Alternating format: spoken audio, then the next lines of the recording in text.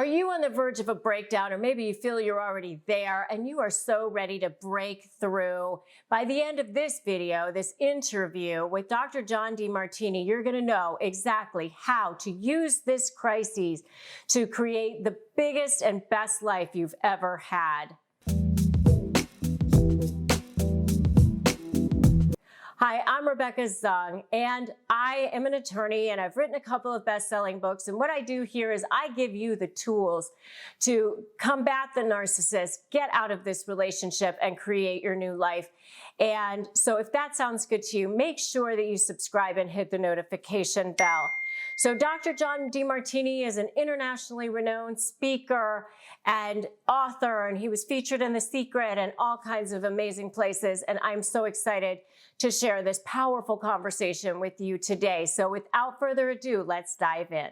Welcome to another episode of Negotiate Your Best Life. I am Rebecca Zung, and I am honored and thrilled today to have Dr. John Demartini here with me today. I had heard of him years and years ago when I watched The Secret the first time and when I had read the book. And I'm so excited to actually get to talk to him here in person and also bring you his amazing brain and content and all of the stuff that he has to offer. He has so much to offer as far as helping people from breakdown to breakthrough and using life's crises to help to unleash your full potential. He has studied over 30,000 books. He's helped people globally. He's world renowned in as a specialist in human behavior. He's a researcher, author, global educator, and really probably doesn't really need that much of an introduction. But I am so thrilled to welcome you, Dr. John Demartini. Well, thank you for having me. I was looking forward to this. Thank you. And so I want to start at the beginning, as I'm really, really fascinated that your childhood was a difficult one. I mean, you had some learning issues, you had some physical issues. By the time you were a teenager, you were living on the streets or something. Take us back to all of that. I think is really important for people to hear where you came from, because so many people think, I can't get anywhere in life because I have this obstacle or this obstacle, but you had more than your share.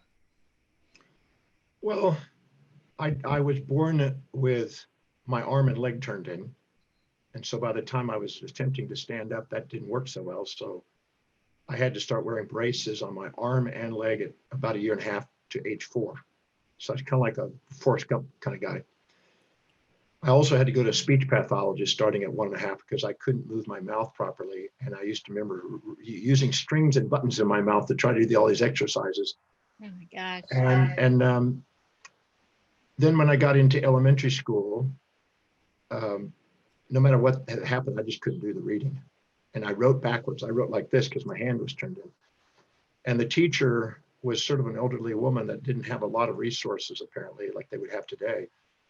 And she first put me in remedial reading, then into the dunce class. So I had to wear a dunce cap, believe it or not. No way. Yeah. Well, I didn't even know that was a real thing. That was a real thing. And Daryl Dalrymple, I wish I could find him today. I don't know what's happened to him with his life, but he and I used to have to stare out the window until we decided we were going to learn. And then finally, my teacher told my parents to come to the school, and they sat in front of me and they said, I'm afraid your son's got learning problems. I don't think he's ever going to be able to read or write properly or be able to communicate effectively or probably amount to anything or go very far in life. But now that he got out of his braces, he likes to run. So I was on the run. I guess I've been on the run all my life. Yeah. So I did run and I got into sports, and the teacher meant well. She said, get him into sports. He might be able to excel there. And I did. I did okay in sports. But baseball, when my parents moved when I was 12 to Richmond, Texas, baseball didn't work out. If you struck somebody out on a pitch, a gang would attack you the next day. It was a real low socioeconomic area with a lot of racial stuff. Oh my gosh. So then I left home when I was 13 because I couldn't make it in school. I left home. I was a street kid. I lived in a bowling alley. I lived in a park. I lived in a car. I lived at friends' houses. I was kind of an interesting character. At 13. And then at So 14, young. I hitchhiked out to California and down into Mexico to go surfing. I was a surfer by then. And so I lived in Huntington Beach, California, and up and down the coast, and had a wild trip. Slept behind the Golden Bear nightclub and met Buddy Miles and all these singers, and Ted Nugent, the rock stars. Yeah. I had an adventure. It wasn't, so I can't say it's all bad. It was had some adventures, some of the craziest adventures. Then I made it at 15. I went over to Hawaii. I lived under a bridge first. Too loud there. I went to a park bench, which is still there because I went there last year to serve. The Oh park my bench gosh. I told this is the park bench I used to sleep under. Oh my gosh. I lived in a bathroom, then an abandoned car, and finally in a tent, in a little grass house tent combination. And then I nearly died at 17. I was surfing the big waves and I almost died, and I had strychnine poisoning. And then I ended up in the recovery of that. Luckily, a lady found me in the jungle in the tent and took me to a health food store and tried to get some food in me. And I was leaving the health food store, and it had an announcement of a special speaker. And I never went to a speaker, but there was some sort of little event going on at the recreation hall that I thought, I need to go there. In the process of doing that, I met Paul Bragg. And in 1 hour, this one man with one message absolutely changed my life. He basically said that, that we have a body, we have a mind, and we have a soul. When the body is guided by the mind and the mind is directed by the soul, you are more potentialed. And that what you think about, what you visualize, what you say to yourself, or what you feel about yourself has an impact on your life. Take command of it. Nobody ever talked to me like this. And he took us through a guided imagery meditation. And that night I saw a vision of something I had no idea I was going to experience. I saw a vision of me standing in front of a large audience, about 1 million people speaking. I think it was probably a dissociative identity disorder. And you were 17 years old at this point. I was 17 at that time, almost 18. And that was the night I had a sense that maybe, just maybe, I could overcome my learning problems and someday learn how to read, because I had not read yet. And I basically said, I really, really, really didn't want to be dumb. I wanted to be intelligent. And that was the turning point. I went to a health food store and I found a book by Chico's Organic Gardening and Natural Living with a hippie on the front, looked like me because I had long hair and a beard at the time. And I thought, if that guy could write the book, I bet I could read it. And I looked at a organic gardening book, which was the first book I ever tried to go from cover to cover. And I made a commitment. It was a slow, steady thing with the help of my mom when I eventually moved back to Texas, to learn 30 words a day, to eventually have enough of a vocabulary so I started reading dictionaries and memorizing words to be able to read someday. And then once I learned, I never stopped. And I never stopped reading. And I eventually started gathering students that wanted to learn from me, which was like inspiring. And then by the time I was at the University of Houston, about 3 years in, I used to have 100 to 150 students gathered under the tree every day, and I would do philosophy sessions. And by the time I was, 22, 23, whatever, I had classes going every single day, every day.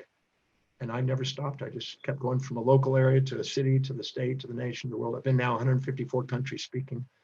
And I just love research. You found your purpose. I found my purpose at 17, and I've been 48 years, I'm 66 now, 48 years pursuing that. And I love that. I mean, I'm sure just like you love what you're doing, I love what I'm doing. And I just can't think of anything else I'd rather be doing than sharing information that I find and learn as I go. So yeah, and now you've been sharing it with millions and millions of people at this point. Yeah. You've impacted so many. I'm a firm believer that it's not what happens to you, it's what you decide to do with it. And that anything you're not grateful for is baggage. Anything that you're grateful for becomes fuel. And you want to see things on the way, not in the way. And the quality of your life is based on the quality of the questions you ask. If you ask questions like, for instance, what is the highest priority action I can be doing at this moment to serve the greatest number of people in the most efficient, effective way, in a way that inspires me and fulfills their needs? If I ask that question, my life moves in a different direction. Then I ask, how is whatever's happening to me today, no matter what's happening, how is it helping me fulfill my mission? These are resourceful questions. Okay, so this is perfect because it kind of leads me into the Demartini Method, which is a series of questions. And are the questions that you just asked, are they part of those? Tell me No, about that.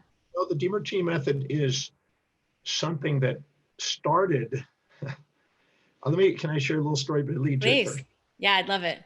Okay, so when I first started to learn how to read and started living in a dictionary and memorizing a dictionary and increasing my vocabulary, my mom would test me on 30 words a day to grow it. By the time I was almost 19, right before my 19th birthday and Christmas, because I was born on Thanksgiving Day, a month earlier than Christmas, my mom asked me, what is it that I would want for my birthday? And I said to my mom, I want the greatest teachings, the greatest writings on the face of the earth by the greatest minds who ever lived, the greatest teachings that a human being could get. I wanted to learn the greatest laws and principles and build a foundation of knowledge. So when I share with somebody, it's truly meaningful and it's solid. And she looked at me and she said, you sure you don't want a t-shirt, son? I said, no, I want the greatest teachings on earth, Mom. And she goes, Well, she had a brother who was a professor at MIT, which I called Uncle Ralph. And he was a physicist and chemist. And he, as a gift, sent on a flatbed truck 2 6 by 6 by 6 foot wooden crates filled with thousands of books. No way. That's amazing. He sent you an entire library? In a library. Now, many of the books were older, but they were, I guess, some of his library. I don't know, but I remember when they unloaded it on the front of the yard. I got a crowbar out, opened up the box of these big crates, and carried them in. I spent hours carrying these books in, and I filled my room with it, except for a little yoga mat that I would do a sun salute in the sunrise, and I started devouring the books. And two of the books that stood out to me at that time, one was called The Discourse on Metaphysics by Leibniz, the Gottfried Wilhelm Leibniz. And he said that there was a magnificent order in the universe that few people ever get to see, but those that do, their lives are changed forever. And when I read that, I got tears in my eyes. I couldn't understand why, but I always said, when I get tears in my eyes, there's something there that I need to pursue, you know? Sure. And so I wrote that down. Then I came across The Principles of Quantum Mechanics by Paul Dirac. This is a Nobel Prize winning piece. And I had to have a dictionary and I had to have encyclopedias with me to even start to read this book. And I made a commitment to study this. And he basically said that for every particle, there's an antiparticle. He was the one that created the idea of antiparticles in physics. For every particle, there's an antiparticle. And if you merge them together, you make light. And if you take light, you can make particle nanoparticles. Einstein said that. And I thought, wow, I was naive and I was young and I was ignorant at the time. And I thought, I wonder what happened if I took positive and negative emotions and merged them together. Could I make enlightenment? Just as a metaphor. And then I said, and that would allow me to get access to a hidden order, as David Bohm describes, in the so-called apparent chaos that we have in our life, our emotional life, our amygdala, compared to our executive objectivity. And I thought, wow, it would be interesting if I could create a system of helping people take their emotional disturbances, their impulses towards, and their instincts away from things which run their life. Because if you're infatuated with something, it occupies space and time in your mind and runs you. When you resent something, it occupies space and time in your mind and runs you. When you're poised and present, you run you.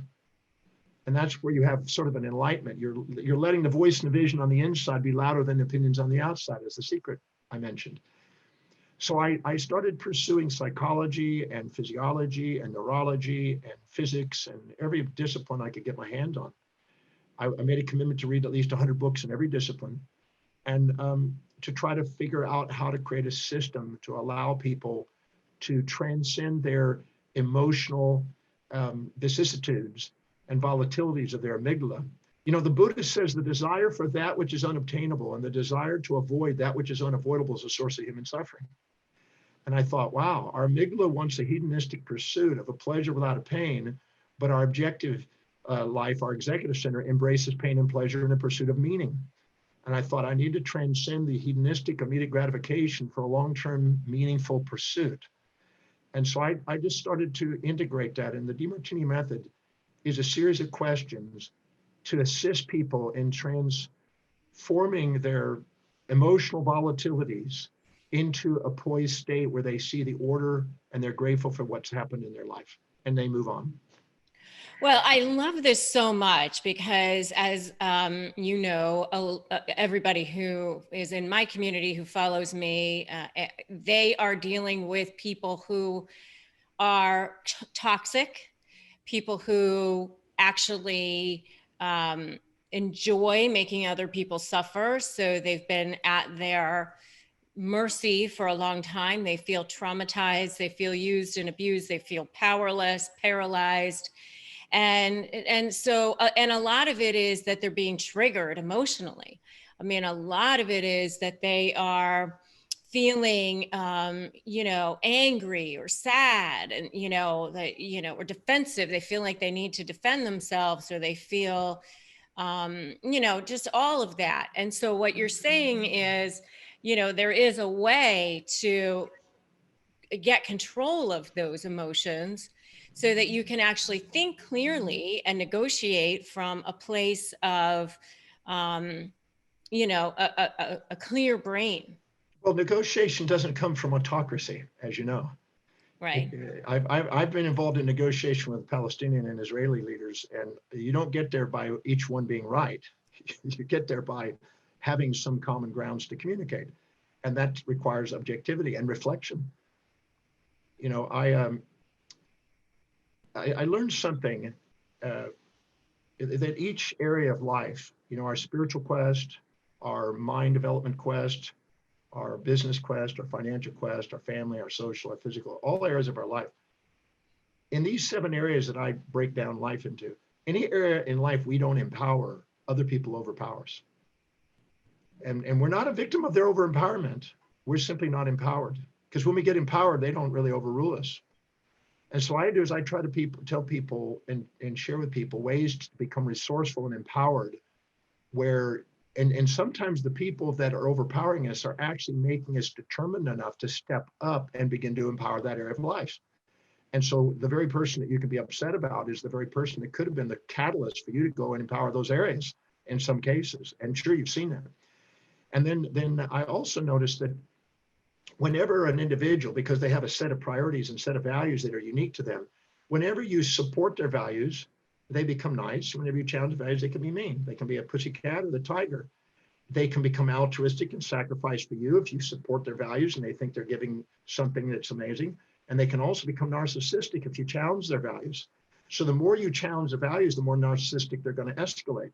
So learning how to level the playing field and having a sustainable communication in negotiation, as you know, is essential, because if you try to overpower somebody who's being challenged already, they just escalate. It becomes like it's this kind of thing. They just escalate further, and you don't get anywhere. So in my methodology, which is the SLAY method, which is strategy, leverage, anticipate what they're doing, and focusing on you and your case, I actually teach people, I say, I'm teaching you how to ethically manipulate the manipulator, because you have to talk their language. Well, manipulation, I'd like to say something about that. Manipulation, negotiation, caring are all the same thing in different degrees of effectiveness. Can I share some funny stories about it? My wife, who passed away many years ago, she would want to go to dinner at Le Cirque in New York a lot. Okay. And sometimes we go to Le Cirque and it'd be $1,000 to go to dinner. And I'd sometimes at that stage of my life didn't want to pay $1,000 just for that, and drink wine and stuff like that wasn't my thing. So I told her, I said, that's not, it's challenging to my value system. I'm trying to invest money and everything else, and paying $1,000 a night to go to dinner is that's ridiculous for me, for what I'm trying to do. And we had a discussion about it, and she was so brilliant. And she said, I understand, honey. And thank you for giving me the feedback. I didn't slam her for it. I just said, this is how I'm feeling about it. So the next few days goes by and she doesn't ask to go there. And then all of a sudden she comes up to me and she says, I was talking to Narit And, Nareed is married to Vernon, who is the head of Pfizer Pharmaceutical Company. And she was telling me that he's been a little bit distressed. And I told her, I said, I think that John could help him. And, but their favorite place to go is Le Cirque. And so we thought we might, would you be willing to go there? Because I know if you chatted with him, I'm sure you could close a deal with him and that could be worth thousands. And I said, okay, now I'll go there. But here's the deal. Can you tell Sirio at Le Cirque, who's the guy that owns him, who's a friend of ours, said, can you tell him that I really like some steamed fish and some vegetables? I don't want all that rich, gourmet food. It just it sits on my stomach and I don't want any wine. You can have wine if you want, but I'm not interested in that. And she says, I already called him about it. I already knew that. Okay, so I was at Le Cirque 2 days later and I negotiated a deal and I got what I want. I got more advantage than disadvantage and I was a pussycat. Well, before that, I was a tiger. So I always say that narcissism sometimes comes about when our values are challenged. And if we find a way of finding a way of making them get something that calms that down, they can be realistic all of a sudden.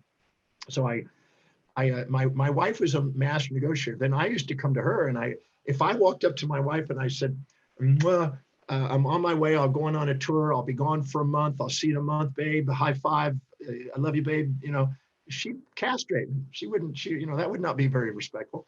But if I go up to her and I hold her in my arms and I look into her eyes and I say, it's time for me to go on tour again. I love you. Thank you for being in my life. I just wanted to know if you'd be willing to do something. What's that, honey? Would you meet me in Venice in 30 days? I'm going to make probably between $300,000 or $400,000, maybe $500,000 in the next month. Is there any way you could meet me in Venice? I'd like to have a rendezvous and have a romantic, just get together for 3-4 days in Venice for the tour I'm doing. And she says, I love you, honey. Thank you for working so hard. I'll make all the arrangements. And so if I care enough about her to find out what her highest values and needs are, and I can articulate them, my needs in terms of those needs, she feels cared for. If I do it in a way where I'm getting my needs met, but her needs aren't getting met, she's going to feel I'm manipulating. And if I do it in a way where I'm autocratic and don't even care about her needs, she's going to call me a narcissist. But the reality is just how effective am I in able to making sure they're getting an equal win out of what I'm getting a win out of. And if I can do that, then we both win out of our games. Totally. But it's all in a sense using your intelligence. It's only called manipulation when you're not doing it in a way where they're winning out of it. Yeah, well, that's why I call it ethically manipulating the manipulator, Exactly. because, Exactly. but, and that's why I call my book Negotiate Like You Matter, because all human beings want to feel seen, heard, and know that we matter. I mean, and so nobody's going to settle in a negotiation if they feel like they're not getting anything out of the deal. That's it. You give them, if you help other people get what they want to get in life, you get what you want to get in life. I negotiated a deal on a divorce up in Vermont many years ago, where the girl had been seeing a guy for 8 years secretly and wanted out of the relationship, but didn't want to leave because of all the turmoil with the kids, the Jewish family. And the other guy was still married and was trying to get through a divorce, and this whole thing was done. And it finally blew up and she ended up, saying, I'm leaving now. And the guy's like going, what? Out of the blue. And I showed him all of the wins and how it's going to win, because she's been gone for 8 years. She hasn't been with you for 8 years, man. Wake up.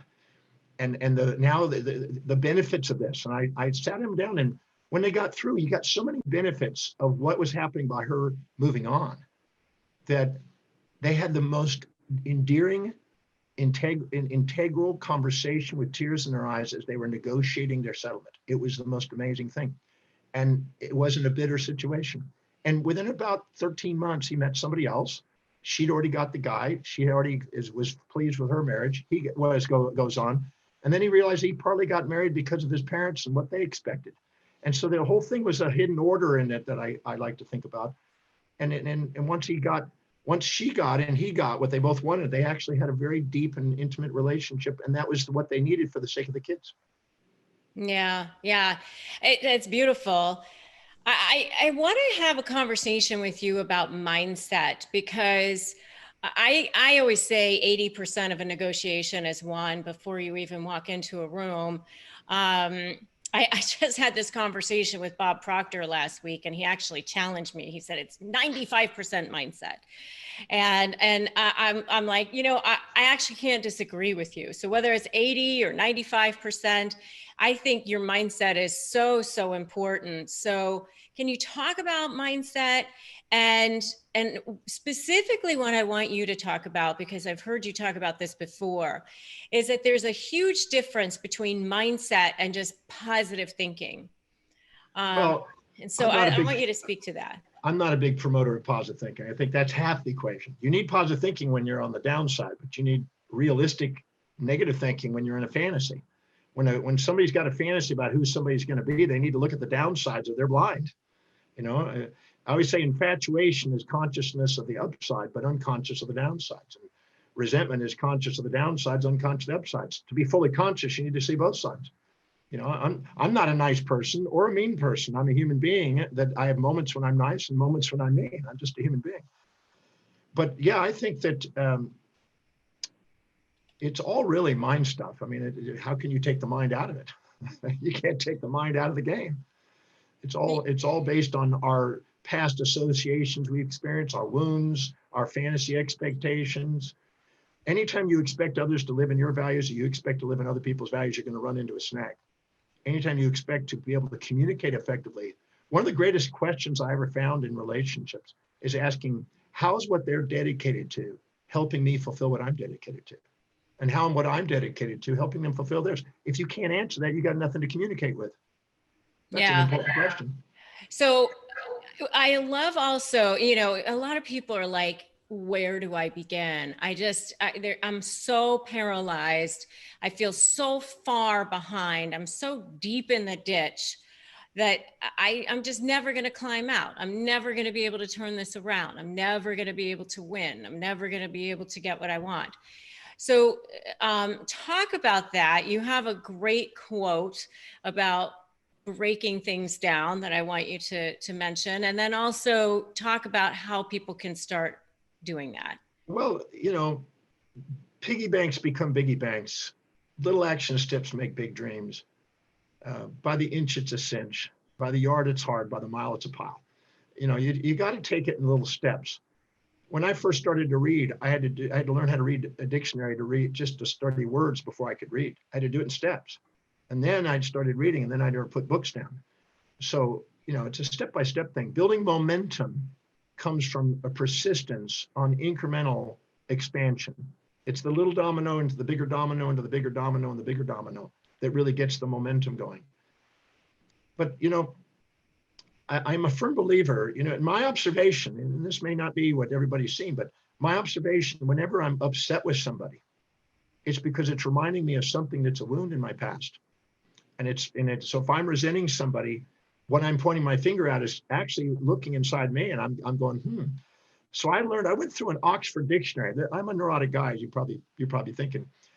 I went to the Oxford dictionary, and I went and circled every possible human behavioral trait I could find in this big dictionary. This is a big Oxford dictionary. I found 4,628 individual traits in the dictionary. And as I circled them or underlined them, and then I thought of who is it that I know that I perceive with my illusion, my projection, who's the most extreme example of that behavior. And I put their initial out there. And then I went and asked myself, okay, John, go to a moment where and when you, Dr. Demartini, have displayed and demonstrated that same trait, action or inaction, that behavior in your own life. And I started writing down the places, and I didn't stop until I could see it to the degree that I saw in the person that I judged. I went through all 4,628 traits. I found out I was kind and cruel and nice and mean and altruistic and narcissistic and honest and dishonest. I found them all. I found everything. I'm just amazed. I'm absolutely in awe of that. I found I had every single thing, and I realized whatever anybody said about me, it was true. It wasn't always in the context they were projecting, but I found it true. And then when I did that, I realized, so when I'm reacting to somebody, it's because I'm too proud or too humble to admit that I own that. Because when I own that, who am I to judge them? That was a real big insight. Just to have the the ability to be so self-aware. I mean, because not very many people are going to want to take a look and turn that spotlight back on themselves and take blame for that and take responsibility for your not so nice traits, Well, right? they found out, you've heard of the term body dysmorphia that some models have. Yeah. And what they do is whenever they exaggerate somebody else, they'll minimize. One of the most beautiful women in the world, voted one of the most beautiful women in the world, had dysmorphia. And what she was doing is she was taking the hair of one supermodel and comparing her hair to them, taking the thighs of another one, taking the breast of another one, taking the face of another one, everything else, and taking the best of everybody, but not the total of everybody, just the best parts of them, comparing herself to them and devaluing herself, and couldn't see her own beauty. Amazingly, the world did, but she couldn't. And she would cry over that. And I helped her see that as long as we subordinate to other people and are too humble to admit what we see in others inside us, we're always going to play small and disempower ourselves until we finally realize that what we see in them is us. Because as long as we're too proud or too humble to admit what we see in others inside us, we can't be authentic. Because if we're too proud, pride is not who we are. Shame is not who we are. Who we are is a loving individual wanting to be fulfilled and to do something that makes a difference in the world with equity and fair exchange. Yeah. Well, yeah. I mean, we're a spiritual being having a human experience. Exactly. It's a very ancient proverb that I think Wayne Dyer even catapulted through into America. I remember. Yeah, totally. So for people who are in these situations, these feeling, they're in the breakdown period and they want to break through, but they don't know where to start. Where would you tell them to start? Well, I'll just say it this way. Asking 100,000 women maybe and men. I have men who watch me too. My audience is actually 60% women, 40% men. So. Yeah, well, my experience is when I ask people, what are you looking for in a relationship? We typically start with visual because we can see farther than we can hear. Then we go to audio because we can hear farther than we can smell. Then we go to smell, then we go to taste, then we go to touch because our senses are based on distance like that. And what we do is we typically start a relationship with looks. We can go into a crowd and we can scan out very effectively visually with looks. After we go to looks, then we want to go to intelligence. Women want a man and men want a woman with intelligence. Then we want somebody that's resourceful and that has ambition, that wants to do something and not just sit around and do nothing. Then we want somebody that's got some resources financially. Then we want somebody that wants to be with us. And then we want somebody that's got social savvy, and we want somebody that's inspired. So anything we can do to empower the 7 areas of our life makes us more empowered and makes us more valuable in the marketplace of life, not just relationship, but life. So the wisest thing to do is to ask, what is the highest priority actions I can be doing today to help empower the various areas of my life that are disempowered? And go and work on yourself, because you can spend your whole life trying to stop other people, but the wisest thing to do is empower yourself so you now have the power and don't have anybody overruling you. Yeah. So let's give them like homework. What's something they can start today? Okay. Make a list of every single thing that they have had happen to them in their past that they feel is a mistake or an error, or you're angry or you're resentful or whatever, and ask, how is this experience helping you get what you want? Stop and ask. How can you use it resourcefully? Because as William James says, the greatest discovery of his generation is that human beings can alter their lives by altering their perceptions and attitudes of mind. So if we sit there and say, the world did this to me, and we blame, as Epictetus said, we blame others, we're not going to get anywhere. We're not going to ever empower ourselves. So the wise thing is to do is ask, how can I use this resourcefully to fulfill what's most meaningful to me, so I can learn to see that no matter what happens, I can turn it into being on the way, not in the way. And then ask, what is the highest priority action I can do today that is most important, most meaningful, that fulfills me most, that I can do, that I have control over? You only have control over perceptions, decisions, and actions in life, nothing else. Take command of perceptions by finding out how it's helping you fulfill what's meaningful, and your actions by doing what's highest in priority, which raises self-worth. And then get clear about what it is that's really deeply meaningful to you, the mission and purpose that you want to dedicate your life to. whether raising family or doing a social cause, or like you, educating people on reality. Whatever it is, find out what it is so you have something meaningful that you can't wait to get up in the morning and do. When you do, you're a lot more resilient, you're more objective, you have bigger vision, you're likely to end up being more fair exchange, you're more likely to get remunerated, build wealth, you're more likely to have empowerment, you're less likely to have anybody affect you anymore. Yeah, so beautiful. I love that. I love that. So I want to ask you, we'll get to your ways people can use your resources and things, but I also want to ask you this question. You were born on Thanksgiving, which I think is actually kind of a meaningful thing, because I want to ask you, what part do you think that gratitude plays in people's healing? I wrote a book called Count Your Blessings, The Healing Power of Gratitude and Love.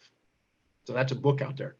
And I did that before my mother passed away, because when I was 4 years old, my mother put me to bed and she said, son, make sure you count your blessings. As you go off into sleep, think about what you're grateful for, because those that are grateful for what they have, they get more to be grateful for. I have 26 volumes. I can't show you this because of my Zoom, but 26 800-page volumes of gratitudes, 10-point, 1-inch margins. I do it every single day. I type yours in, the opportunity to be in your show today. I type that in because gratitude is the key that opens up the gateway of the heart. And inside the heart is love. And love radiates out and window washes the mind and brings inspiration to the mind, enthusiasm to the body, certainty and presence, which are the transcendental feelings that allow you to magnetize opportunity in people, places, things, ideas, and events into your life that are inspiring to you. Gratitude is the key. Gratitude is the key. I think so too. And I think it's so meaningful that you were born on Thanksgiving. I do believe that. My mom said, this is irony. My mom said that I had to eat a turkey sandwich. I didn't get to have a turkey feast. And I have been eating turkey sandwiches my whole life. I love it. I love it. Okay, so tell us where people can get your resources. I know you have some free things, so tell us about that. Well, I don't know did they give a little CD or something out? I don't know what my team put on there. Not that I'm aware of. Okay. No. Okay. Then all I can say is that every human being has a set of values, a set of priorities. And whenever they're living by their highest priorities and highest values, they become resourceful and empowered. On my website is a complimentary little questionnaire that I've used for millions of people. And it helps them discern what's really, really, really important and what their life demonstrates is important. If you ask somebody what their values are, they'll tell you social idealisms, honesty, peace, truth, and all this social stuff. These conformist idealisms. I'm not interested in that. What I'm interested in is, what does your life demonstrate? Because your life demonstrates your values, and identifying what's truly most important to you that you're inspired to do, and starting to structure your life in a way that you're doing that on a daily basis. And that may require delegation of other things and serving other people to be remunerated to be able to pay for the delegation. But doing something you love every day and prioritizing your day, it makes you resourceful, makes you empowered, makes you expand, wakes up your leader, wakes up your genius, allows you to have more resourcefulness, and allows you to transcend the judgments and the vicissitudes of external influences that we end up being victims of history of instead of masters of destiny of. Yeah, I love that. So what is the website? It's just drdemartini.com. drdemartini.com. Okay, and it's DR. DR. And then DE, just so that people are spelling it right. It's DR and then DEMARTINI.com. It's all one word, Demartini. And just look on the website for Determine Your Values. It's 30 minutes of your time. It's worth the time spent. Do it again a week later, a month later, and a quarter later, and be honest about the answers. Beware of writing down fantasies about how you think it should be or how you wish you would like. I'm not interested in fantasies, because fantasies lead to the nightmares. I'm interested in looking objectively about what your life is demonstrating that you're committed to doing, so you can start to structure yourself in a wise manner to get productive outcomes to empower your life. Thank you so much. I love it. That's a beautiful way to end. This has been absolutely incredible. And so for any of you who are on the verge of breakdown and you're ready to break through, this is the stuff to do. Do exactly what he says to do, and it will change your life. Thank you so much. Thank you. I appreciate the opportunity to be on the show. Thank you. Thanks for joining me in this amazing conversation with Dr. John Demartini. Wasn't he incredible? Wow, such a smart guy. If you like this video, make sure you like it and share it.